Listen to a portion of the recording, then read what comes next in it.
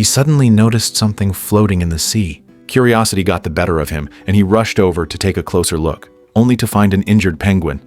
Without hesitation, he wrapped the little oil-covered creature in a towel. Seeing that it was still barely breathing, he quickly brought it home. Once inside, he placed the tiny penguin where the sunlight could reach it. Then he took a small plate of fish from the fridge and began feeding it, one piece at a time. After the penguin regained a bit of strength, João followed the instructions he'd seen in a nature documentary. He washed out a basin, filled it with clean water, and added some olive oil. Gently, he moistened the penguin's stiff, clumped feathers to soften them, then carefully used a small brush to clean off the thick layers of oil stuck to its body. The penguin, as if sensing João's kindness, didn't struggle at all. It stayed perfectly still, allowing him to brush away the grime. As the soft bristles glided over its tiny body, it let out a satisfied chirp and fixed its gaze on the old man in front of it. At that moment, this little drifter from the Antarctic experienced, for the very first time, the warmth and care of a human being. Soon after, João's wife, Maria, returned home from the market. João sat anxiously on the sofa, terrified she would discover the unexpected guest, but there were already signs: oil smudges on the fridge, and a plate of dried fish that had mysteriously disappeared. Still, Maria didn't say a word. Just when João thought he might have gotten away with it, a noise came from the bathroom. Realizing he couldn't hide it any longer, he opened the door, and there stood the little penguin in plain sight. After saying that, João immediately shut the door. He explained to his wife that the penguin was covered in oil and would die if they didn't help it, but Maria followed right behind him, insisting that the little penguin had to go, no matter what. Meanwhile, the little guy peeked through the crack in the door, completely unaware of how much its fate was about to change.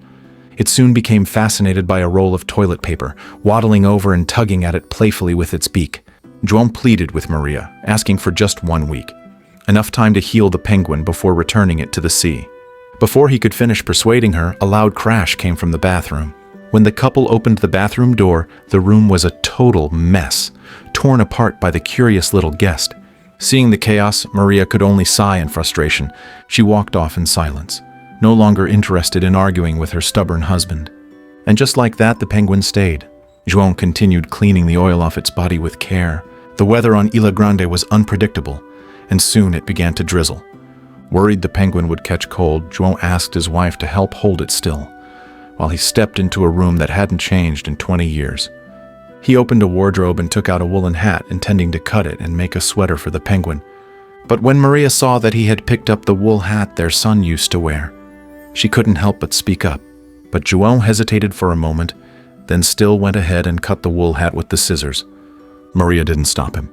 Maria said nothing more, because she knew this might be the perfect chance for her husband to finally step out of the shadows. Once dressed in its cozy new outfit, the penguin waddled happily around the house, its plump little body bouncing with each step. Watching it, Maria's heart softened. For a brief second, she felt like her young son had returned. In the days that followed, João seemed like a changed man. He woke up early every morning to prepare food for the penguin, just like he used to make breakfast for his son. The penguin's presence brought warmth back into his once numb heart, but happy moments never last forever. After a few more days of care, João once again pleaded with Maria for more time. Eventually, he nursed the penguin back to full health, its feathers now sleek and shiny. Though it pained him deeply, he knew the time had come to return the penguin to the sea. The next day, he got ready to take the penguin out to sea by boat. Its silly, clumsy demeanor immediately caught the attention of a curious neighborhood girl. When she realized it was a penguin she had only ever seen on TV, she was beyond excited. It's a penguin! Can I talk to him? Too young to understand the complicated emotions of adults, she wasn't scared of João's quiet and distant nature. She ignored her panicked mother's calls and instead asked what the penguin's name was. He doesn't have one. I think his name should be Dindim. Yes, Dindim! And just like that, the penguin got its name. But little Dindim had no idea that this name would go on to touch the hearts of thousands in the years to come. The little penguin now had a name, but that only made João's reluctance to say goodbye even stronger. Still, he knew Dindim belonged to the wild, so he gently called its name, as if trying to carve it into his heart one last time. While reluctantly rowing his small boat, the oars gliding across the water, carrying him into the shimmering depths of the sea. He reached a small island far from shore and gently placed Dindim on the sand. With concern in his voice, he gently reminded, "Don't wander off," then turned away with a heavy heart, forcing himself to leave. To his surprise, Dindim chirped loudly and waddled after him as if it didn't want João to leave either. You can't come with me. You need to go home. Go away. João had thought this was their final farewell. But the next morning, Maria found Dindim back at their doorstep, happily climbing the steps like it was returning home. It waddled straight into the house and right up to João. João was stunned, but then his face lit up with a smile he hadn't worn in years. What happened? I don't know. He came home. Yes. Seeing that rare joy on his face, Maria chose to say nothing more. João then opened the fridge and took out some fish to feed Dindim. Watching the little guy gobble them down one by one with such joy, he couldn't help but smile like a proud father. Maria saw all of this, quietly taking it in. From that moment on, João became noticeably more cheerful. He even greeted old friends he hadn't spoken to in years, and with Dindim in tow, went around asking them for extra fish, looking every bit like a doting old dad. The once reclusive João excitedly told his old buddies about how he and Dindim had met, his usual silence completely gone. Back at home, João began building a little nest for Dindim. To his surprise, the penguin mimicked the rhythm of his hammering with little pecks of its own, ding ding dong dong, as if joining in the work. The cheerful clinks echoed together like a melody of life, gently tugging at João's heartstrings. The love in his eyes practically spilled off the screen. As soon as the nest was done, Dindim waddled in eagerly, turning its little head to inspect the place, almost as if saying, "It's nice, just a bit plain." Then it began collecting odds and ends to decorate its new home. At that moment, a woman carrying a basket of fish happened to walk by. The ever-hungry Dindim couldn't resist and happily trotted after her, tailing her through the trees and all the way into town. But soon it lost sight of the woman.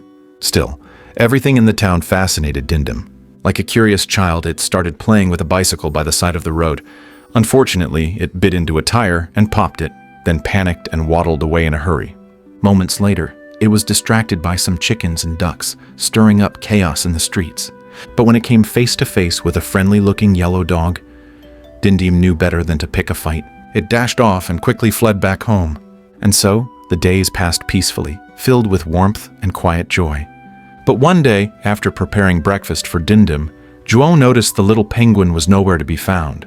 All that remained were a set of waddling footprints on the beach, fading fast as the waves washed over them.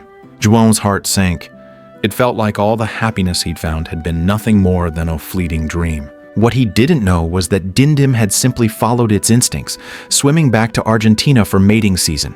But as soon as it came ashore, it was spotted by a nearby research team. Dindim, unafraid of humans, was easily placed into a cage. During the examination, researcher Adriana noticed how unusually calm and gentle the penguin was. Her curiosity was instantly piqued. They tagged Dindim's flipper with a GPS tracker for future monitoring. As the breeding season began, other penguins were busy finding mates and raising chicks. But not Dindim. It spent its days collecting bottle caps to decorate its nest or staring longingly out at the sea, its eyes filled with sorrow and longing. Back in Brazil, João was just as lost in thought, often staring at the little nest Dindim had left behind. One day he made up his mind to tear the nest down with a shovel. Luckily, Maria stopped him just in time. In the end, they decided to simply cover the nest with a cloth. 4 months passed in a flash. When the penguin colony began their migration again, Dindim eagerly dove into the ocean, embarking on an 8,000-kilometer journey. Then one day, João heard something coming from under the cloth. He thought it was just another illusion. At first, he didn't pay much attention, but as the sound kept coming, he couldn't help but lift the cloth. Dindim! This time the miracle was real. The little companion he had dreamed about day and night was right there in front of him. Dindim still had that same friendly confidence, waddling straight into the house as if it had never left. João and Maria were overjoyed, their faces glowing with happiness. But Maria soon noticed a red tag on Dindim's wing. After a satisfying feast, João eagerly took Dindim for a stroll around the town. News of the penguin's return spread quickly, and the whole town was in awe. Everyone had heard that Dindim was gone, and that João had become withdrawn since. None of them had expected the penguin to return safely. As people gathered to admire Dindim, João felt a wave of pride swell in his heart. Then, a girl recording video asked a question. Is he your pet? Not my pet. He's my friend. And just like that, a video of João and Dindim went viral online. It caught the attention of Adriana, the researcher. At first, she couldn't believe it. The penguin in the video looked just like the one they had tracked thousands of miles away. But how could a penguin travel so far? Still, for the sake of scientific rigor, Adriana called her journalist friend in Brazil and asked him to visit Ilha Grande to check the tag number on the penguin. João had no idea that he and Dindim were suddenly in the spotlight. He was still enjoying the simple joy of splashing in the sea with his old friend. One day, an unfamiliar man appeared at their doorstep. It was Paulo, the journalist Adriana had sent. When João learned he was here for Dindim, his face tensed and his body took a defensive stance. But thanks to Maria's calming presence and Paulo's repeated assurances, João eventually revealed the number on Dindim's tag. Paulo then asked if he could do a television interview to share this heartwarming story with the world. João refused. He wouldn't disrupt their peaceful life. Paulo didn't insist, but before he left, he still shared what was truly on his mind. Whatever this is, you and Dindim have quite a friendship. And it gives me hope, you know. That's all. It's made my day, And with just one sentence from his wife, he's very persistent, João's firm stance began to soften. After a moment of quiet reflection, João finally decided to share this love and warmth with those who needed it. He called out to Paulo, but on one condition. One thing you need to know for the interview. Dindim comes and goes as he pleases. as he pleases. After leaving, Paulo contacted Adriana and told her Dindim's tag number. After verifying it, Adriana was stunned. Dindim really was the same extraordinary penguin they had studied. The whole team was overjoyed. Adriana was both shocked and filled with awe. She took out a photo and gently greeted Dindim. On the day of the interview, the once quiet little house was filled with people for the first time. Even children from the village crowded at the door, trying to get a peek inside.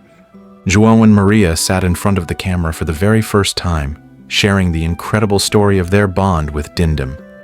The last couple of years, he showed up in June, and he went away in December. He comes and goes as he pleases. Do you think he'll keep coming back? Yes, I think so. No one knew exactly what Dindim had gone through during all that time away, but for João, that didn't matter anymore. Just like João said, Dindim was free. It could come and go as it pleased. As long as it remembered him, that was enough. The interview quickly spread across the globe. The story of a penguin swimming 8,000 kilometers every year from Argentina's Patagonian plateau to visit its old friend on Brazil's Ilha Grande touched hearts everywhere. Naturally, it also caught the attention of senior members of the research team. They called Adriana directly. Our team wants him to live here at the university, in the observation lab. No, not Dindim. The board will make a decision in a few weeks. There may be a grant for you and your team. I will get back to you. Faced with promises of funding, Adriana hesitated. As December quietly rolled around, Dindim once again made its way toward the sea. Seeing this, João immediately understood. It was time to say goodbye again. He and the little penguin exchanged a long, heartfelt gaze. His eyes brimmed with sorrow, but Dindim still turned and waddled away, slowly vanishing into the waves. At the same time, Adriana was already waiting on the shore. When she saw Dindim come ashore, her inner conflict reached its peak. Some of her colleagues argued that taking Dindim to the lab wasn't a bad thing. There would be other penguins there and it might live a happy life. And with funding secured, they could upgrade their equipment and help even more penguins in the future. But Adriana believed this would strip Dindim of its freedom and shatter the trust and friendship it had built with humans, so she refused. However, as migration season approached again, pressure from higher-ups grew stronger. With funding on the line and her research grinding to a halt, Adriana eventually gave in. They placed Dindim in a cage, preparing to send it to the central research lab. Meanwhile, across the ocean, João had been busy getting everything ready, excited to welcome Dindim home once more. Paulo and his media team also arrived early, hoping to capture the emotional reunion. Even villagers came down to the beach, gathering together with hopeful hearts, ready to witness this special moment. But the longer they waited, the more anticipation turned into quiet tension. No one knew what Dindim was going through. Inside the transport vehicle, Adriana stared at the caged Dindim, her heart weighed down by guilt. As they passed a checkpoint, one of the team members stepped out to hand over the documents. At that moment, Dindim broke free from the cage and leapt from the vehicle. Adriana watched and didn't stop it. Instead, a gentle smile of relief spread across her face. By the time the team member returned, Dindim was gone. He's in a crate. How did he get out? You know me, I don't interfere. Okay, great. He quickly realized what had happened. This was Adriana's choice. The two locked eyes and smiled knowingly. Nothing more needed to be said. Once the vehicle drove off, Dindim emerged from the bushes and began waddling toward the sea. Its steps were slow and heavy, but it didn't stop, because it knew someone was waiting far, far away. Finally reaching the coast, Dindim was met with a steep cliff blocking its path. It tried backing down carefully, but slipped and tumbled hard to the bottom, lying there motionless. Back in the village, João and his family had waited from dawn until dusk, but there was no sign of Dindim. As more and more villagers began to leave, João grew increasingly anxious. With night falling and Dindim still absent, he couldn't take it any longer. He rushed to the beach, scanning the horizon with worried eyes. No one knew how much time had passed, but eventually, Dindim slowly came to. It struggled to its feet, and despite the pain racking its body, resolutely leapt into the sea. Its wounds were severe, but nothing could stop it from reuniting with João. Even with every stroke aching and weak, it pushed forward with all its might. The next morning, the church was filled with people, all gathered to pray for Dindim and João. They hoped the little one would return safe and sound. But none of them knew how badly Dindim was hurt. It had no strength left, drifting with the current, relying only on instinct. After days of anxious waiting, João knew he couldn't sit still any longer. Maria gently held his hand, trying to comfort him. She knew that while João was talking about Dindim, his heart was still haunted by something from long ago. It happened 20 years ago. Back then, their family wasn't wealthy, but with their son by their side, the little seaside cottage was filled with laughter and joy. The day before Miguel's birthday, he begged João to take him out fishing. Moved by his son's eager plea, João promised they would head out to sea the next day. But the weather had other plans. On the morning of Miguel's birthday, the sky was heavy with dark clouds. Out of caution, João decided to cancel the trip. Still, he couldn't resist his son's pleading eyes. In the end, father and son boarded their little fishing boat and drifted out into the open water. Not long after, João sensed something was wrong. Thunder rumbled above, and waves grew increasingly wild. The small boat rocked violently. Then, without warning, a giant wave crashed over them. It all happened so fast, João barely had time to react. That once happy family was completely shattered. The pain of losing his son was like a blade to the heart, cutting deep and leaving scars that never healed. The years passed quickly, and João aged decades in just a few short seasons. Since then, aside from going out to sea to fish for a living, he spent his days rowing that little wooden boat across the swaying waves, searching for any trace of his son. He grew quiet and withdrawn. Whenever old friends like Oscar tried to talk to him, he turned away without a word. He couldn't forgive himself. Now, what was happening with Dindim felt just like what had happened all those years ago, stirring up a deep sense of guilt in his heart once again. Maria knew exactly what he was feeling. With her quiet support, João made up his mind. Despite the darkness outside, he went to find Oscar. Oscar didn't hesitate. He immediately arranged for a boat to be prepared. Under the cover of night, João and his friends sailed into the vast ocean, each boat a flickering beacon chasing the fragile thread of life. In the dim golden light, João called out Dindim's name over and over, his voice echoing across the waves as they all hoped for a miracle. But after an entire night of searching, there was still no sign of Dindim. João's last shred of hope was slipping away. Seeing the heartbreak in his eyes, Oscar suggested they check the far side of the island one more time, and so they kept drifting until dawn. Perhaps it was the rising sun that breathed new hope into João's heart. In the soft light, João suddenly spotted a dark shape in the distance. Without waiting for the boat to get any closer, he dove straight into the icy waters and swam toward it. It was Dindim. In that moment, all of João's long-held strength seemed to drain from his body. After handing Dindim to Oscar, he was completely drained of strength. In the end, it was only with the help of his companions that João managed to climb back onto the boat. But Dindim was completely still. João clutched the little penguin tightly to his chest, the sorrow in his eyes like a silent confession of guilt, of grief, of a father begging for forgiveness. Tears welled up and spilled over, his pain too deep for words. He could only pray, and maybe, just maybe, heaven was moved by his unwavering love, because suddenly Dindim's tightly shut eyes began to flutter. Try some fish. Take it.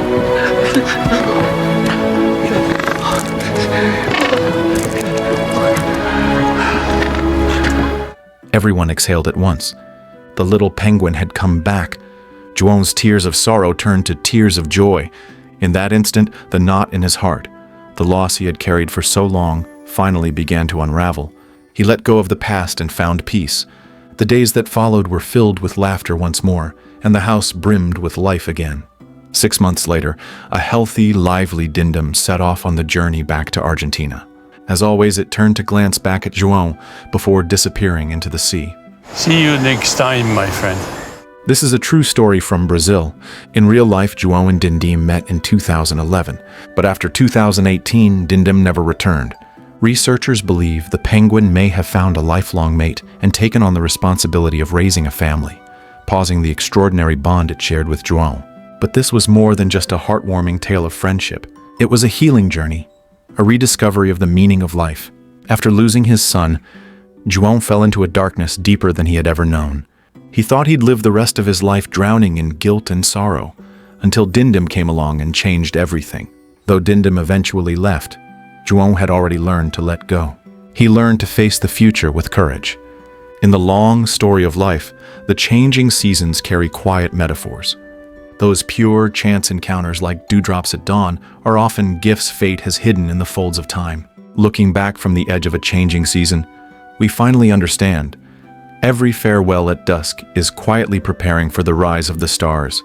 Life's richness is never found in what we hold on to forever, but in how we let the ashes of parting nourish new beginnings. And when the migratory birds sweep past the eaves once again, the promises carried off by the monsoon winds may return, like morning mist gently kissing the fields. Just like the rusted wind chime hanging from the corner of an old temple, still echoing the clear, trembling sound of that very first meeting.